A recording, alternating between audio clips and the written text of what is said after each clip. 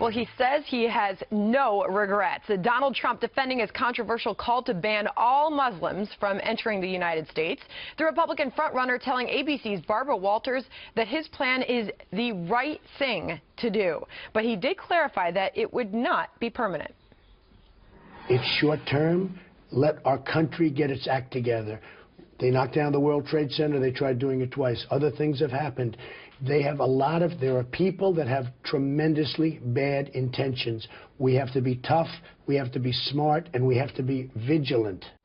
His clarification not slowing the controversy. Today, municipal and community leaders in New York City holding an anti-Trump rally. And the Democratic mayor of Philadelphia, Michael Nutter, saying he wishes he had the power to ban Trump from the city of brotherly love. And it's not just Democrats speaking out. Republicans on Capitol Hill also denouncing Trump's comments. House Speaker Paul Ryan and Senate Majority Leader Mitch McConnell saying such a ban would be completely inconsistent with American values.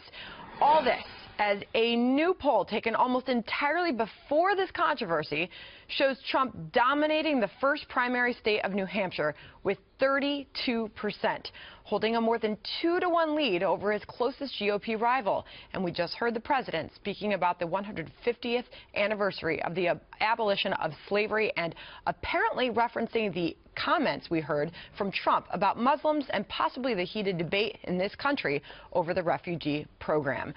The story continues, Andy. I mean, what do you make today, first going back to Trump's clarification of his ban, saying it would just be for the short term? Yeah, he can clarify it all he wants.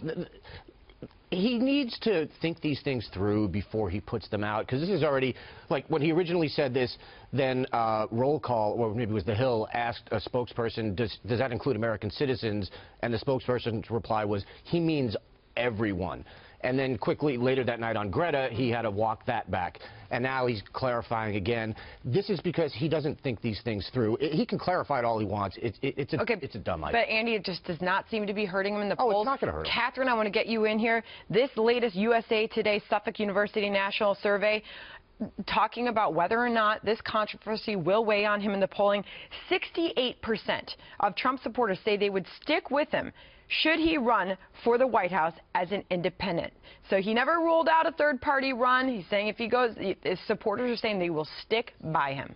I think it's probably even higher than that. People might just be too embarrassed to admit that they support Trump. But have you heard anybody who supports Trump? They support him no matter what he says. He doesn't have to apologize, and he doesn't have to think about what he says before he says it, because he just says, no, you know what, I'm right, and let's make America great again. And everyone says, yeah, and that's it, and it just goes away.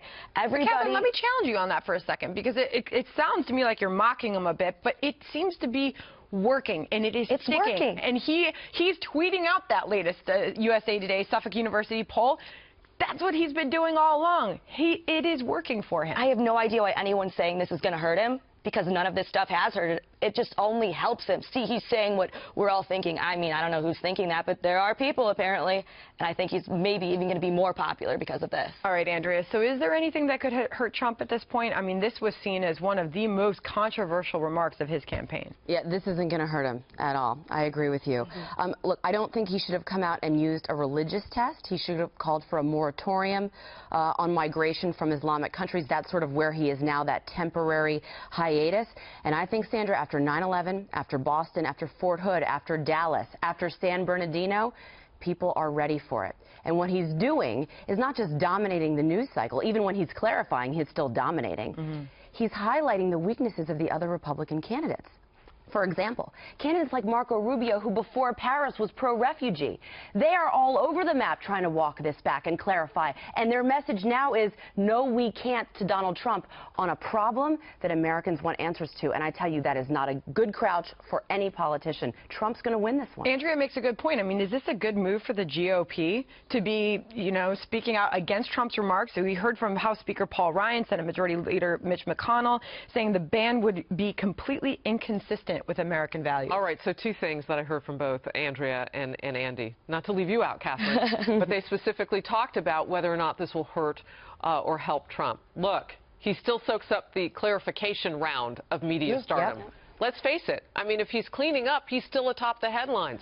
That's what the game is about at this point. That's what's been helping him since June, which, by the way, was the last time anybody else was ahead of this pack nationally.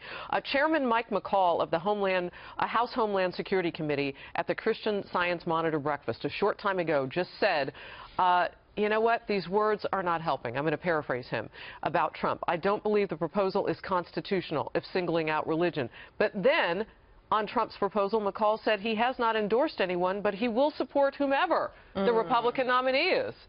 So it's complicated for the GOP. It's complicated. Who else in the party has soaked up this much limelight? No. And that's as he's running as a Republican. Andrea and Andy, I'll ask you both this. Do you believe he is going to make a third party? Will it happen? Will we see him run? I don't think he's going to make a third party run. I actually do not think he needs to.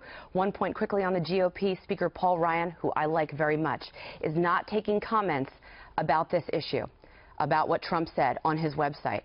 The GOP is cowarding. They are cowering in fear over this issue, and they need to step up because, thank God, at least Donald Trump is bringing an important issue to the fray, and we're having this national debate. Republicans are running scared, and this is why the base of the party is not happy with the establishment, and they are rallying around Trump. To you, Andy. I got to say, everyone keeps talking about Trump running as an independent if he's not the nominee.